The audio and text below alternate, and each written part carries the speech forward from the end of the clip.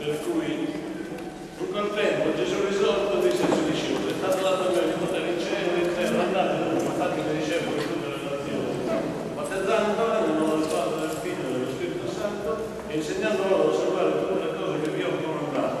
Ecco, io sono con voi tutti i giorni fino alla consumazione. Questo è il cristiano, d'altronde, insegnare quello che Gesù.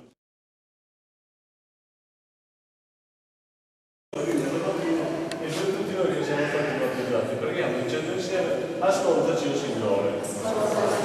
Accogli per mezzo del battesimo questi bambini nella tua Chiesa, noi ti preghiamo.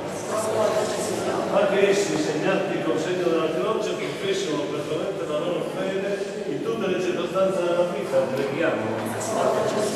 Rendili partecipi della morte e risurrezione di Cristo, preghiamo.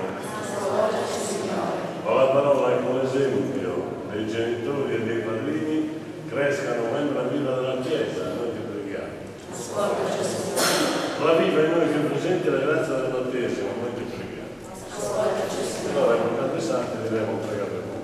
Santa Maria, Madre di Dio, San Giovanni Battista, San Giuseppe, Santi Pietro e Paolo, San Bartolomeo, Sant'Isidoro, Santi tutti di Dio, San Gavino proprio, Gianmario, Gianmario, c'è qualcuno che si chiama Gianmario? Tu Gianmario?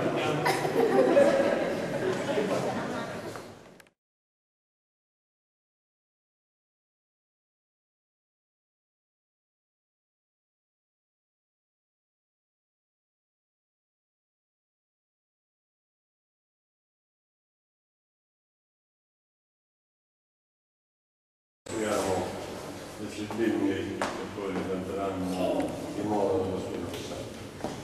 Dio onnipotente dell'eterno ti ha dato dal mondo il suo figlio per distruggere il potere di Satana, spirito del male, e trasferire l'uomo dalle tenebre nel regno della luce infinita. Un momento che preghiamo, libera questi bambini dal ordinario e consacra, tempio dello Spirito e dimora dello Spirito Santo, per Cristo nostro Signore. Giungo con loro il segno di salvezza, ti fortifichi con la sua potenza. Cristo Salvatore, che vive la regna, e secoli e secoli.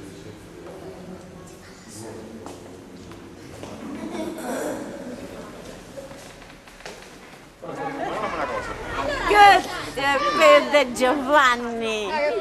Giovanni. Guarda Giovanni, che non mi sono chiara. Ma la macchina non è vicino che andrà, vero? Noi si però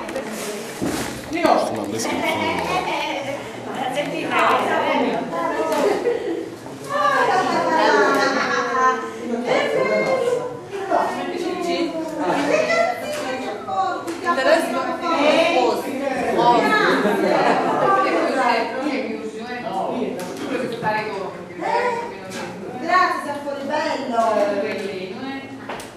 Quanti scene?